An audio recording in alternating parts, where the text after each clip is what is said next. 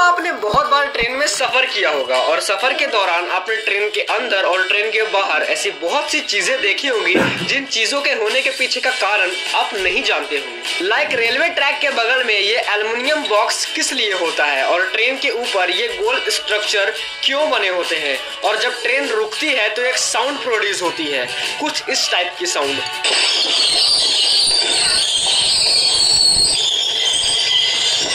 ये साउंड क्यों प्रोड्यूस होती है? तो इन्हीं सवालों का जवाब और ट्रेन के बारे में कुछ कमाल के स्पेशल और यूनिक फैक्ट्स को जानने के लिए इस वीडियो को एंड तक जरूर देखिएगा। तो ट्रेन के बारे में कुछ स्पेशल फैक्ट्स बताने से पहले मैं आपको ट्रेन से रिलेटेड कुछ बेसिक इंफॉर्मेशन दे देना चाहता हूँ। दोस्तों एक ट्रेन में 24 कोचेस होते हैं और एक कोच की लंबाई लगभग 22 से 24 मीटर तक की होती है। और दोस्तों ये जो आप देख रहे हैं इसे कोच कहते हैं और एक कोच में लगभग 72 सीटें होती हैं। तो दोस्तों आप लोग सोच रहे होंगे कि मैं इस बोगी को कोच क्यों कह रहा हूँ। तो दोस्तों ट्रेन के इस पार्ट को जिसे हम लोग बोगी कहते हैं, इसे असल में बोगी नहीं कहा जाता, असल में इसे कोच या कार कहा जाता है। और ट्रेन के नीचे ये जो पार्ट होता है असल में इसे बोगी कहते हैं और ये बोगी कुछ इस तरह का दिखता है और इस बोगी के ऊपर पूरे कोच को रखा जाता है। और एक कोच में 2 बोगी लगे होते हैं और एक बोगी में 2 एक्सल होते हैं। और दोस्तों जो आप अभी अपने स्क्रीन पर देख रहे हैं इन्हें एक्सल कहा जाता है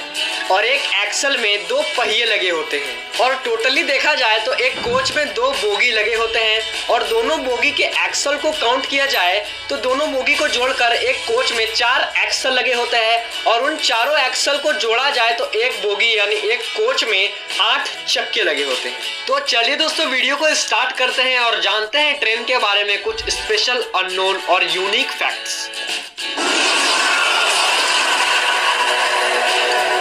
फैक्ट नंबर 14, क्या आपको पता है कि ट्रेन के जो बल्ब और पंखे होते हैं वो हमारे घर की बिजली से नहीं चल सकते? जी हाँ, सही सुना आपने, ट्रेन के बल्ब और फैंस हमारे घर की इलेक्ट्रिसिटी सप्लाई से नहीं चल सकते हैं। और इसके पीछे का रीजन ये है कि जो ट्रेन के बल्ब और फैंस होते हैं वो 110 वोल्ट डीसी के इलेक्ट्रिसिटी सप्लाई से चलते हैं और हमारे घर में 220 वोल्ट की इलेक्ट्रिसिटी सप्लाई आती है। और बिजली चले जाने पर हम जो इन्वर्टर या जनरेटर यूज करते हैं वो हमें 5, 12 या 24 वोल्ट की डीसी करंट देता है। और इसीलिए हमारे घर में 110 वोल्ट का डीसी इलेक्ट्रिसिटी सप्लाई आना इम्पॉसिबल है, यानी एक तरह से देखा जाए तो 110 वोल्ट डीसी सप्लाई हमारे घर में हो ही नहीं सकता। और इसीलिए हमारे घर की इलेक्ट्रिसिटी पावर से ट्रेन के जो बल्ब और फैंस हैं वो नहीं चल सकते। और ऐसा सिस्टम रेलवे ने इसलिए किया क्योंकि पहले के ट्रेन में जो बल्ब और फैंस होते थे वो इतने चोरी होते थे कि पूछो मत। और इसीलिए रेलवे ने एक ऐसा सिस्टम बना दिया जिससे अगर कोई ट्रेन के बल्ब और फैंस को चोरी भी करता है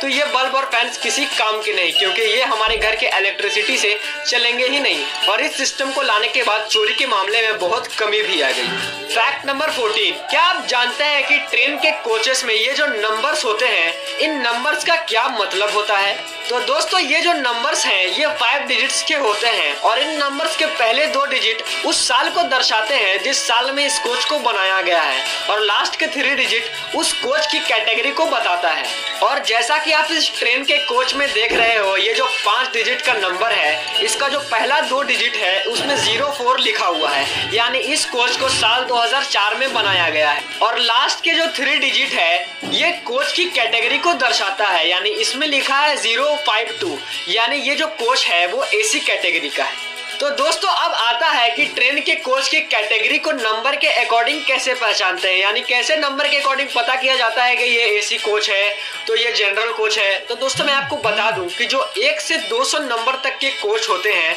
वो एसी कैटेगरी के कोच होते हैं और 200 से 400 नंबर तक के कोच स्लीपर कैटेगरी के कोच होते हैं और यही 400 से 600 नंबर तक के कोच जनरल कैटेगरी के कोच होते हैं और 600 से 700 नंबर तक के कोच चेयर कैटेगरी के कोच होते हैं, यानी इस कोच में सिर्फ और सिर्फ आपको चेयर्स दिखने को मिलेंगे। और 700 से 800 नंबर तक के कोच लगेज कैटेगरी के कोच होते हैं, यानी इन कोच में लगेज यानी सामान ले जाया जाता है। और 800 नंबर से ज्यादा के कोच जो होते हैं वो पैंट्री या जनरेटर कोच होते होते हैं, यानी पेंट्री बोले तो जिसमें खाना बनता है जिस कोच में, और जनरेटर तो आप जानते ही हैं जिस कोच में जनरेटर होता है। फैक्ट नंबर 12, दोस्तों ट्रेन के सफर के दौरान आपने रेलवे ट्रैक के बगल में ऐसे एल्यूमिनियम बॉक्स तो जरूर देखे होंगे, लेकिन क्या आप जानते हैं कि ये एल्यूमिनियम बॉक्स ट्रेन की पटरी के बगल में क्यों लगे होते हैं? तो दोस्तों इन बॉक्सेस को एक्सल बॉक्स कहा जाता है और ये बॉक्सेस रेलवे ट्रैक पर हर 5 किलोमीटर पर लगे होते हैं और इस बॉक्स में एक ऐसा डिवाइस लगा होता है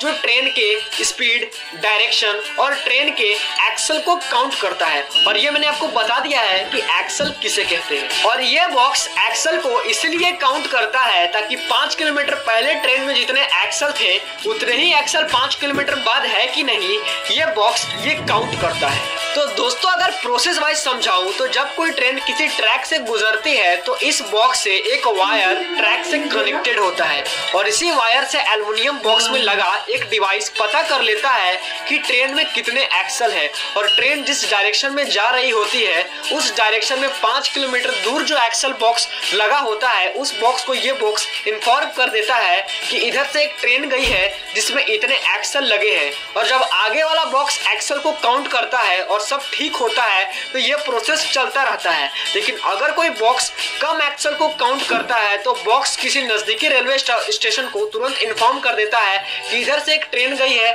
जिसमें एक्सल कम है। और एक्सल क्यों कम है और जो कम एक्सल वाला जो कोच है वो कहाँ गया, ये पता करना रेलवे कर्मचारियों का काम होता है। फैक्ट नंबर 11, दोस्तों आपने रेलवे ट्रैक्स के बगल में ऐसे छोटे छोटे सीमेंटेड पोल्स पे या ट्रेन की इलेक्ट्रिसिटी पोल्स पे कुछ नंबर्स लिखा हुआ देखा होगा और ये जो नंबर्स होते हैं ये बाय में होते हैं, लाइक 782/7, 352/8, ऐसा नंबर्स लिखा होता है बाय में। लेकिन क्या आपको पता है कि इन नंबर्स का क्या मतलब होता है? दोस्तों ये नंबर्स हमारे लिए नहीं बल्कि ट्रेन ड्राइवर्स के लिए होता है और जब ट्रेन ड्राइवर ट्रेन को किसी ट्रैक से ले जा रहा होता है और रास्ते में किसी ट्रैक पे ड्राइवर को कुछ गड़बड़ी दिखती है तो वो रेलवे हेडक्वार्टर में इन्फॉर्म कर देता है। लेकिन यहाँ पे दिक्कत यह है कि रेलवे कर्मचारियों को ये कैसे पता चलेगा कि किस ट्रैक पे कहां पर ट्रैक में गड़बड़ी है, और इसी प्रॉब्लम के सॉल्यूशन के लिए ये नंबर्स होते हैं। और किसी ट्रैक पे फॉल्ट दिखने पर ड्राइवर ये नंबर बताकर इन्फॉर्म कर देते हैं कि इस नंबर के पोल के पास वाले ट्रैक पर